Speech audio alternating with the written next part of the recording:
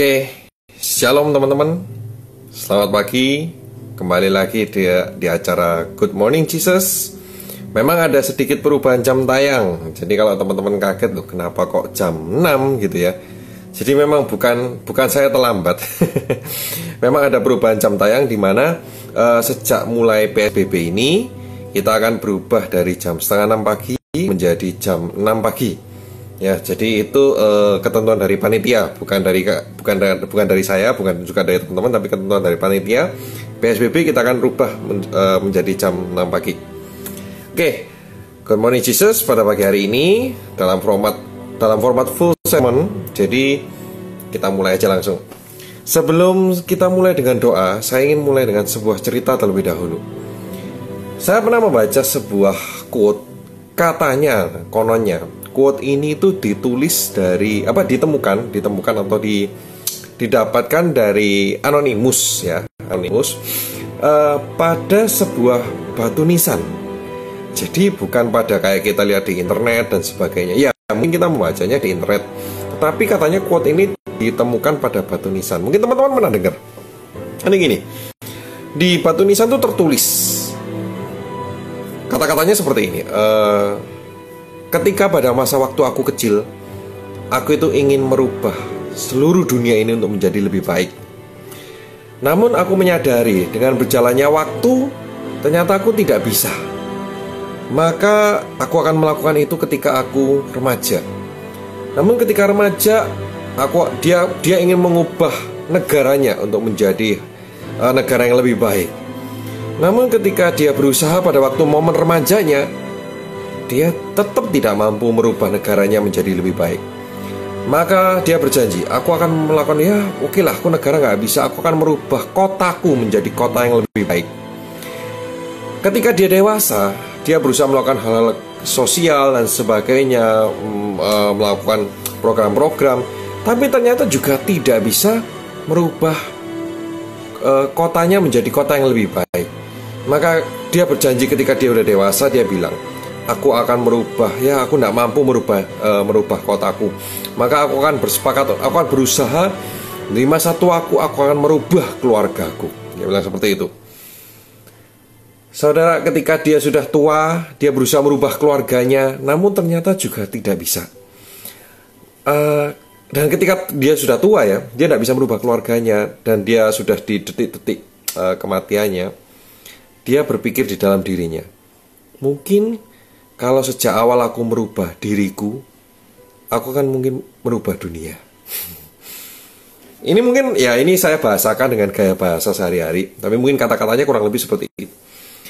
Saudara, pada tahun 2020 ini, berapa banyak dari kita yang mengalami momen waktu yang sama? Berapa banyak dari kita itu, we just have the same moment. Maksudnya, kok kenapa dari dulu sekarang ini aku nggak ada perubahan di dalam keluarga, nggak ada perubahan dalam pekerjaan, nggak ada perubahan dalam kehidupan spiritualitas kita, nggak ada perubahan juga di dalam mungkin studi kita, nggak ada perubahan juga dalam kesehatan kita. Sometimes kita itu selalu berusaha untuk kita itu berusaha untuk berubah, tapi kita nggak bisa. Sometimes kita berusaha ingin punya hidup yang lebih baik, juga nggak bisa. Seringkali kita jalani dari tahun ke tahun, itu kehidupan kita itu kayaknya sama-sama saja. Sampai ada meme, kalau teman-teman pernah lihat meme di Instagram ya. Jadi dia itu bawa bungkusan sampah gitu ya. Tahun 2016, jelek. 2017, jelek. Nah itu ada 2018, 2019, 2020, yang berikutnya gulungan sampahnya.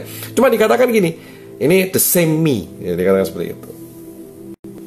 Kenapa hidup kita tidak ada perubahan? Kenapa hidup kita ini tidak bisa diubah menjadi lebih baik?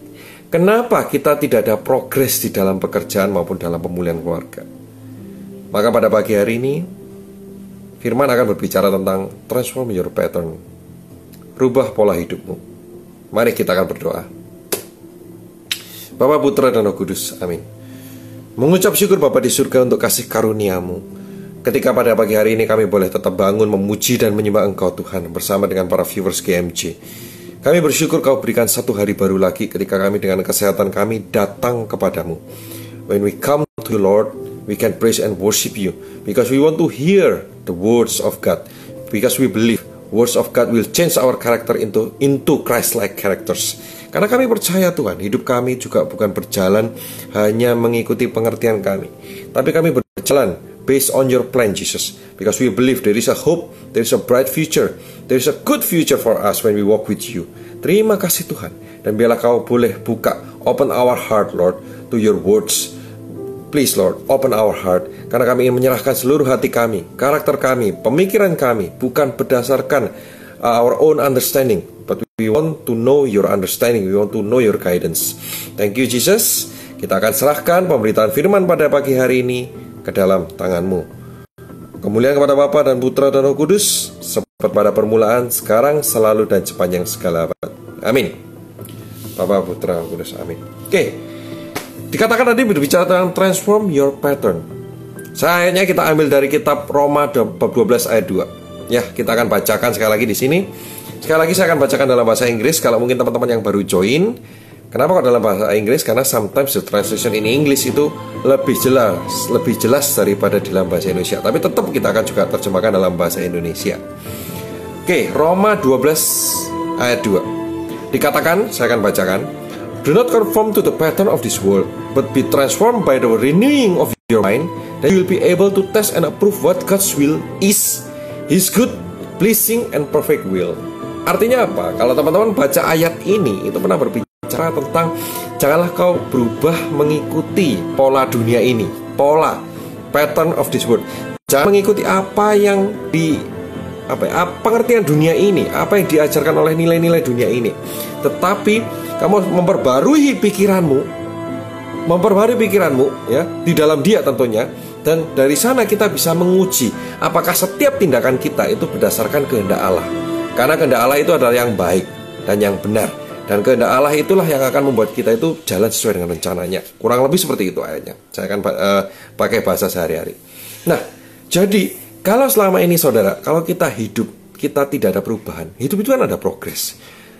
Maka perlu kita sadari, saat ini kita memakai pola pikir siapa? Kita memakai nilai-nilai siapa?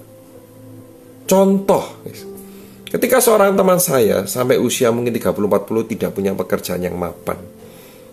Kenapa? Kenapa dia tidak bisa punya pekerjaan yang mapan? Mungkin belum berkeluarga. Bagi mereka yang panggilannya menikah ya, bukan panggilannya single atau selibat. Ternyata usut punya usut, karakternya dia tidak mengikuti karakter Kristus. Dalam pekerjaan dia seringkali mengeluh, seringkali apa yang dapatnya komplain. Dalam karakter dia, aku ini orangnya juga pemarah, ya sudah seperti ini. Nggak ada perubahan, renewing his mind. Ya hidupnya kan gitu-gitu aja. Itu artinya transform your pattern. Kita akan berbicara merubah pola hidup. It is not easy, but it is possible. Once again, it is not easy, but it is possible. Kita akan buka dulu dari apa yang menyebabkan ketika seseorang tidak bisa berubah. Sebenarnya gini, kalau kitab suci mengatakan dari kitab Amsal bab 4 ayat 23. Dikatakan di sana bahwa jagalah hatimu ya. Dari sana terpancar kehidupan. Itu dari Amsal. In English, above all else, di atas segala sesuatu, guard your heart. Jaga hatimu. Karena for everything you do flows from it. Semua yang kita lakukan itu berasal dari sana. Seseorang tidak bisa berubah hidupnya bukan karena pola pikirnya tidak berubah, itu termasuk, tetapi ada sumbernya yang tidak berubah, yaitu hatinya. Bagaimana hati itu tidak bisa berubah, saudara? Mudah. Hati itu dipengaruhi oleh apa sih, saudara? Hati kita semua itu dipengaruhi oleh segala sesuatu yang masuk ke dalam kita. What we see, ya kan? What we smell mungkin, ya. Yang lain makan mungkin ya. What we smell, what we see, what we hear. Apa yang kita dengar, apa yang kita lihat, ya. Mungkin kalau secara kesehatan apa yang kita makan, gitu loh. Apa yang kita makan, ya itulah semuanya itu yang menjadi hati kita. Kalau kita menerima sampah-sampah dunia, pengajaran-pengajaran dunia yang berlawanan dengan kitab suci, kalau kita menerima hal-hal yang buruk yang kita lihat, maka itu akan mempengaruhi hati kita. Hati yang memancarkan kehidupan, yang akhirnya menjadi takdir kita. Saya ambil contoh sepeda.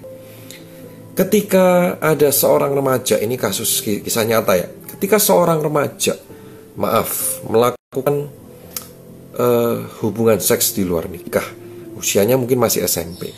Nggak mungkin kalau dia seumur hidupnya baik-baik saja, orang baik, orang sehat, orang yang diberkati, langsung berbuat tindakan seperti itu. Enggak.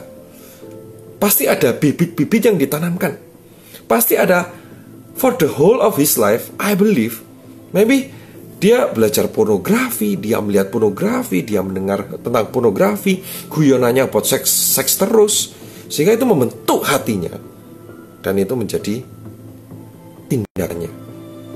Kenapa kitab suci mengatakan di Amsal 4 ayat 23, guard your heart above all else, di atas segalanya jaga hatimu, karena dari sana terpancar kehidupan. Tapi kalau bahasa Inggris, karena dari sana segala sesuatu itu mengalir, segala sesuatu itu muncul, segala sesuatu itu terjadi dari sisi manusia. Guard your heart. It is not easy, but it is possible. Ada urutannya. Dari hati akan masuk ke dalam pikiran. Saya kasih contoh kisah nyata sekali lagi. Seorang wanita yang disakiti hidupnya dengan cara mungkin ketika dia pacaran ya. Ketika dia pacaran, dia tuh suka nonton drama-drama tentang perselingkuhan. Ya, saya tidak menyebutkan judul apapun, tapi ketika dia dulu sering nonton drama-drama perselingkuhan, hatinya itu kan dia menerima, itu masuk ke dalam hatinya dia. Ketika dia punya pacar, dia udah was, hatinya udah mulai was-was. Ketika pacarnya sungguhan terjadi hal perselingkuhan itu, hatinya itu tersakiti. Dari hatinya dia masuk ke dalam pikiran. Pikiran itu adalah berupa understanding. Understandingnya apa? Oh, semua pria itu sama saja. Semua pria itu suka selingkuh. Meskipun dia pacar dia suka selingkuh. Wah, apalagi yang suami istri, pasti mudah selingkuh. Dari hati yang tersakiti terbentuk sebuah pemikiran.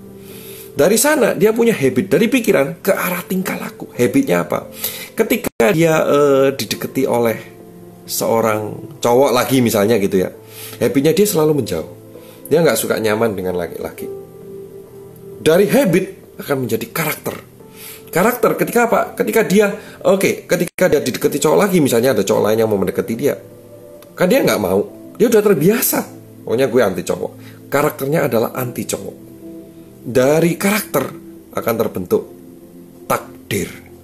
Dan takdirnya dia adalah tidak menikah. Padahal mungkin panggilan hidupnya menikah. Saudara, jaga hatimu, karena in the end of your life, it will become your fate. Jaga hati kita. Kalau hati kita nggak beres, kita harus isi dengan kata-kata firman Tuhan, hal-hal positif, apapun itu. Maka mulai hari ini, mau merubah hidup kita, transform your pattern, ada 4 hal yang harus dirubah. Namun semuanya harus dimulai dari hati ya, nggak bisa. Jadi dari hati dulu dirubah, kemudian kita akan bergerak ke 4 hal ini. Kalau hidup kita sekarang ini belum ada perubahan, let us change our pattern of life. Ada 4 yang perlu kita rubah, saudara. Pertama adalah you need to change your spiritual life pattern. Kehidupan spiritualitas kita. Berapa banyak dari teman-teman yang saat ini mungkin, saya juga mengalami, bangun pagi keburu megang handphone, bukan untuk GMC ya. GMC harus megang handphone atau laptop atau apapun. Tapi kita lebih keburu lihat-lihat berita, kita lihat buru-buru WhatsApp, atau kita mungkin main game online dan sebagainya. Sometimes we miss the prayers. Mungkin bahkan siang kita doa, mungkin bahkan kita menunda, nanti aja. Nah, spiritual life itu sangat penting. When we wake up in the morning ya, we need to hear His words. Kita perlu mendengar guidance-nya dia itu apa. Kalau nggak bisa. Hidup nggak akan berubah. Kenapa? Yang punya planningnya Tuhan.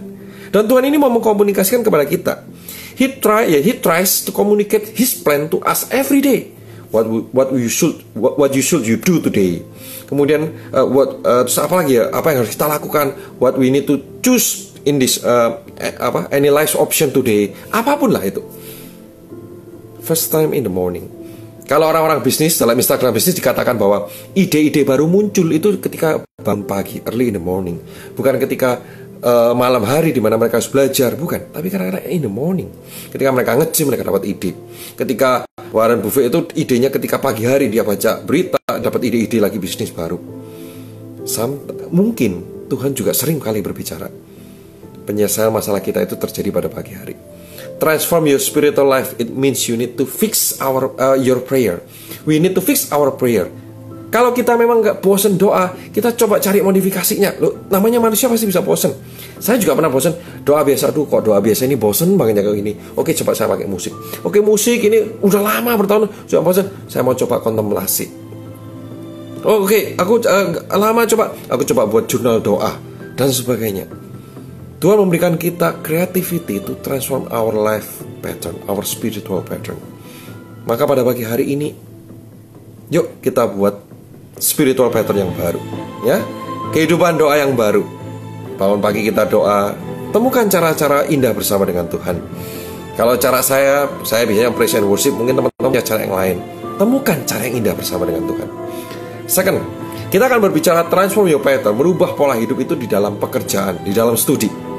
Saudara, saya percaya Tuhan tuh punya rencana yang indah pada setiap harapannya, juga untuk para viewers KMG. Amin. Dia punya cara yang berkat proses pekerjaan, kehidupan yang lebih baik untuk saudara. Tapi seringkali kenapa kita tidak bisa memperolehnya? Kenapa rencana Tuhan itu sepertinya nggak jalan? Kenapa kita tidak mendapat kehidupan pekerjaan yang lebih baik, pekerjaan yang lebih mapan? Mungkin masa depan yang lebih cerah? Karena sometimes ada hal-hal kecil di dalam hidup kita yang belum beres. Ada hal-hal kecil. Contoh, dalam pekerjaan lah. Dulu saya punya tipikal kalau kerja itu adalah pokoknya kayak orang makan gaji buta. Saya datang, saya memberikan tenaga saya kerja, jam 5 saya pulang. Tidak ada yang namanya istilah extra mile. Nggak ada. Bagi saya, apa itu extra mile? Ternyata ketika saya bekerja di dunia pendidikan, saya baru diajari. Extra mile adalah sebuah kondisi di mana kita belajar, ya. We learn to give something that is benefit atau berdampak buat perusahaan. Maka saudara, ketika saya bekerja sendiri, saya punya partner usaha. Di mana pekerjaan saya ini, saya nggak mau cuman partner, namanya partner ya. Oke lah, dia supplier, saya cuman dia mungkin pabrik, saya cuman supplier. Nah, ketika dia pabrik dan saya cuma supplier, saya nggak mau hanya sekedar terima barang doang, terus saya jual doang. Tapi saya akan berusaha lebih. I want to give impact to the factory. Maka saya Saya berikan ide-ide baru kepada pabrik. Ini loh ada cara ini. Yuk kita pakai marketing digital. Saya ngomong sama pimpinannya. Ini loh ada cara ini. Apa yang terjadi saudara? Ternyata dari berbagai supplier, saya diberikan hak istimewa bukan secara formal ya, secara nggak formal, saya diberi sebuah kepercayaan untuk boleh menjalankan sistem marketingnya. Sehingga ketika marketingnya saya mendapat hasil yang lebih lagi. Ternyata Tuhan memberkati pekerjaan saya ketika saya berani memberikan kontribusi kepada partner pabrik misalnya seperti itu. Jadi jangan pernah bekerja itu hanya bekerja seperti kita. Ya udah, ini yang aku harus jalani. Aku harus kejar omset segini. Aku supaya dapat liburan ke luar negeri. Or at least lah I can give my family itu a decent life dan sebagainya. No, we need to do more. Bedakan antara bekerja dan berdampak. Oke lah, kalau kalian profesionalisme, mungkin teman-teman ada yang profesionalisme.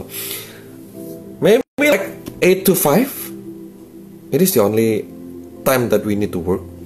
Ada beberapa teman saya, mereka boleh profesionalisme. At least mereka punya waktu yang on time untuk di dalam melakukan pekerjaan. Aja gini, saya tidak bekerja kita harus lembur terus. Enggak. Sometimes orang lembur katanya, ini kerjanya gak efektif, makanya dia sampai lembur. Tetapi apa yang dia janjikan, apa yang dia lakukan, dia tepati semua. Contoh, kalau memang dia makannya jam 12 sampai jam 1 lunch time, dia tepati jam 12 sampai jam 1 tat on time. Dia tidak akan wasting. Oke lah, tidak apa-apa lah, ya jam 1 lebih 15 dan sebagainya. Ada beberapa teman saya marketing karena nggak ada overview dari perusahaan. Oh dia jam 12, oke dia keluar. Baliknya jam berapa? Jam 2. Dan dia katakan kenapa jam 2 balik? Oh ketemu klien. Which is not. Ya, he did not meet the client. Tapi karena dia makanya pengen santai ngobrol aja. Sibuk dan sibuk itu dua hal yang berbeda. Sibuk dan menyibukkan diri itu dua hal yang berbeda. Bagaimana mau punya kehidupan pekerjaan yang lebih baik kalau kita tidak bisa berkontribusi? Ujung-ujungnya kita salahkan Tuhan. Tuhan, kenapa kok nggak memberkati aku? Aku udah bekerja. But we need to do more. Karena saya percaya pekerjaan yang kita miliki saat ini, saudara, apalagi kalau Anda profesionalisme, itu tetap berkat dari Tuhan. Mungkin gaji saudara dipotong, mungkin potongannya besar, tetapi apapun yang terjadi itu tetap berkat dari Tuhan. Selama kita hidup, selama kita bernafas, selama kita memiliki keluarga, selama kita memiliki pekerjaan, selama kita memiliki kesehatan, all of them is the blessing from the Lord. Dan kita harus menjaganya. Ketiga, saya berbicara apa? Transform your relationship pattern. Transform your relationship pattern. Bagi saudara mungkin saat ini yang punya hubungan yang kurang baik dengan pasangannya, dengan pacarnya mungkin ya, mereka yang belum menikah. Hubungan itu adalah sesuatu yang that we need to plan. Itu bukan hubungan apa? Saya lupa bahasa Jawa ya, Jurina Sokolulino atau apa gitu lah. Mungkin teman-teman bisa lebih tahu ya. Bukan berarti oke, ya cara pacaran tuh seperti ini. No. Ya oke, kalau suami istri seperti ini, awalnya penuh cinta, terus akhir-akhirnya nggak ada penuh cinta. Akhirnya hidup tuh kayak suami istri tuh kayak formalitas. Ya, mungkin kalau teman-temannya udah pernikahan lama pasti pernah menyadari. Karena saya juga pernah merasakan formalitas, nggak ada kembang-kembang kayak hasrat pertama.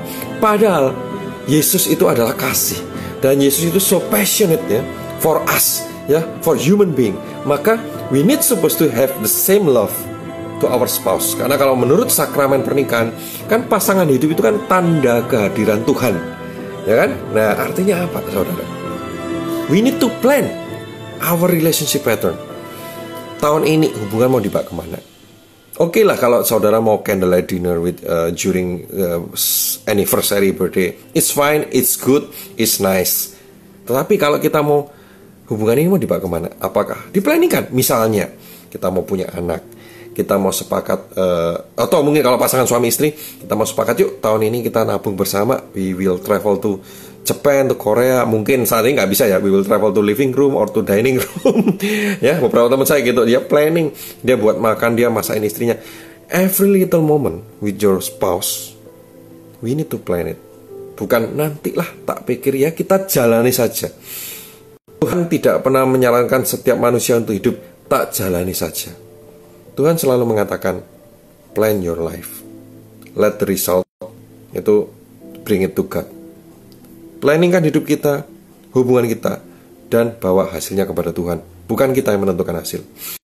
Selain itu, juga mungkin kalau hubungan saudara nggak baik, ada retret-retret pasangan suami istri, ya. Kita ngomong dalam kondisi normal, bukan pandemik. You can use this moment, ya. Sepakat, yuk kita datang retret. Retret itu bukan hanya juga nggak bermasalah, tetapi untuk menghidupkan cinta yang lama. Macam-macam banyak retret. Mungkin di gereja-gereja kalian ada retret keluarga, ikuti saja setahun minimal 1 kali. We need to plan our relationship, we need to change it. Yang terakhir, keempat, I'm talking about your healthy body. Berbicara apa? We need to change our lifestyle pattern. Saya kasih sharing sedikit, saudara.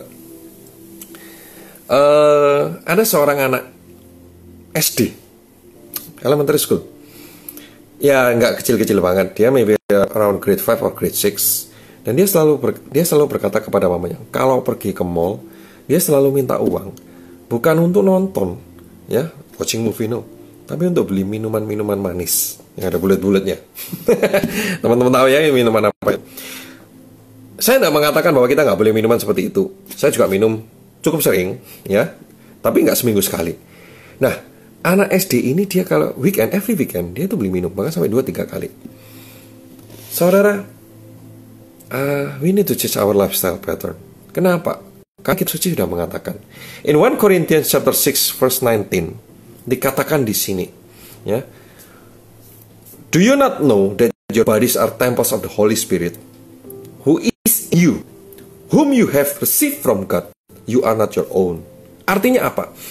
Tubuh kita ini itu adalah bait Roh Kudus, diberikan oleh Tuhan, bukan milik kita. Kurang lebih seperti itu kata-katanya.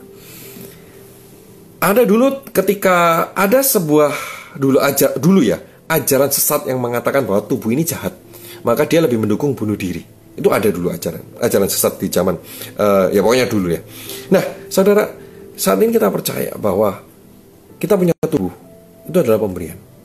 Tubuh ini itu baik karena Tuhan ciptakan, ya.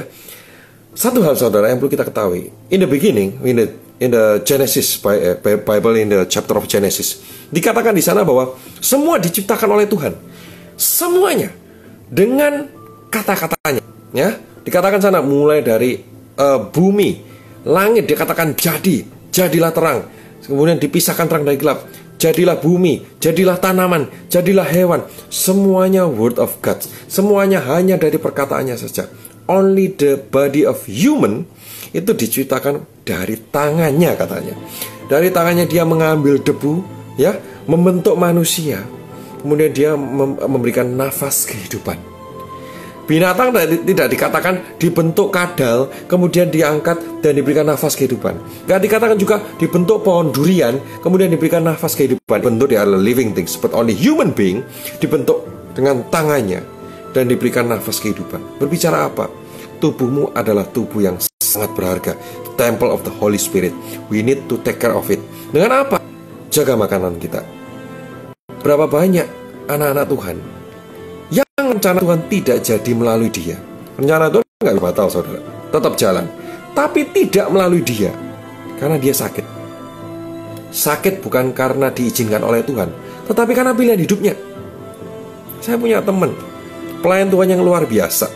Muakannya ngawur, jeruan, terus kulit, kemudian bakar-bakaran, cancer. Pelayan Tuhan yang luar biasa, cancer. Saya sampai berkata kepada dia, seandainya saja kamu sehat, mungkin saat ini kamu menjadi seorang preacher yang luar biasa. Kamu menjadi seorang preacher di tingkatnya, ini bukan tingkatnya udah kelas internasional, tapi karena cancer dia nggak kemana-mana, dia fokus pada pengobatan dan kondisinya juga belum stabil sehingga dia nggak bisa terlalu kecapek pelayanan. Saya merasa sayang kalau sampai tubuh kita ini tidak bisa dipakai oleh Tuhan untuk pelayanan. Saudara, we need to change our lifestyle pattern. Olahraga. Olahraga. Untuk seusia saya masih berkisar antara 30 sampai 40. Teman saya udah mati 6, saudara. Ketika saya tanya mama saya, when I ask my mom, punya nggak teman-teman yang usia 30? Ketika mama ini usia 30 sampai 40, ada teman yang mati nggak? Mama saya bilang, nggak ada, semuanya hidup. Matinya ketika tua. Seusia saya udah mati sudah 6 orang, ya. Mulai penyakit jantung, kurang kalium, rata-rata penyakit jantung karena memang gaya hidup mereka. Bayangkan generasi anak-anak kita, mungkin usia 30, 36, mungkin puluhan, saudara. Dunia memberikan makanan yang semakin enak, tetapi apakah itu benar-benar memberkati? Oke, 4 pattern that we need to change. Kalau teman-teman ingat, spiritual pattern, apa lagi? Work pattern or study education pattern, relationship pattern, dan your lifestyle pattern. Ada satu hal kebenaran yang perlu kita tahu, bagaimana kita merubah hidup kita. Selain tadi dari hati, kalau teman-teman ikuti KMJ ini from the beginning, dari hati kita harus hati-hati menerima apa yang kita masuk. What we need to know, pertama adalah kita berbicara dari Kejadian bab 11 ayat 6. Kejadian bab 11 ayat 6 itu teman-teman kalau ingat itu membangun Babel. Jadi waktu itu membangun Babel.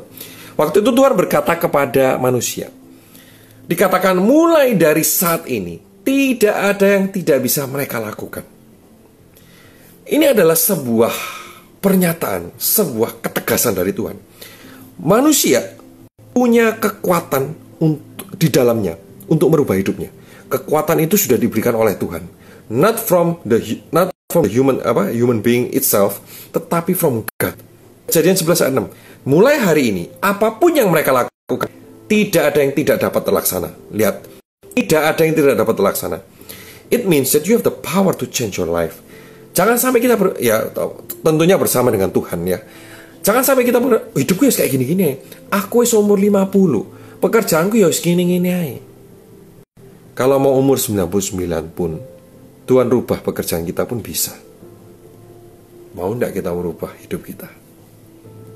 Kedua, saudara, if you want to change your pattern, your life, if you want to change your life, you need to check your friends, your community. You can be a friend to anyone, but you need to be a best friend only to several people. Komunitas kita ini apa? Kalau Anda punya komunitas, jangan sampai punya toxic friends. Tahu ya toxic friends ya? Teman-teman yang meracuni hidup kita. Loh, I'm not asking about we hating that people. Bukan, kita nggak boleh benci. Kita boleh berteman dengan siapa saja. But you need to choose your best friends carefully. Berteman dengan siapa aja, tapi teman terbaik kita pilih. Yang mana memberikan dampak-dampak. Dalam dunia bisnis, Jack Ma pernah bilang, umur usia 20-30, surround your life, ya. Jadi keliling hidupmu, ya. Change your community into to leaders. Anda harus punya orang-orang leader di sekeliling kita. Itu dia usia 20-30 tahun. Because it will change the rest of your life, gitu. Nah, di sini dikatakan berarti yuk kita cek teman-teman kita ini siapa? Toxic friends atau mereka itu healthy friends, teman yang benar-benar membangun hidup kita. Ketiga, how to change our life adalah start now. Start now. Jangan ngomong, oh nanti kalau aku udah lulus kuliah, nanti kalau aku sudah usia 40, katanya itu 40 itu apa? Puber kedua. Nggak ada. Di mata Tuhan, if you want to repent, if you want to change your life, start it now. Now it is the time. Daripada terlambat. Karena hidup cuma sekali, saudara. You live only once. YOLO kan? You only live once. But you also die once. And you also die once. Jadi gunakan momen ini. Ya, ada 3 hal. Ada 4 hal. Pertama, perhatikan baik-baik apa yang kita baca, apa yang kita dengar. Karena itu mempengaruhi hidup kita. Kedua, ya, kita punya kekuatan di dalam Tuhan, ya, untuk merubah hidup kita. Yang ketiga, you need to check your community. It is a healthy community or not. Yang keempat, start it now. Ya, ikuti proses, jangan takut. Nanti Tuhan akan memulihkan hidup kita. Semua yang percaya boleh katakan amin. Mari saat ini saya akan berdoa. Mengucap syukur Bapa di surga untuk kasih karunia-Mu yang luar biasa.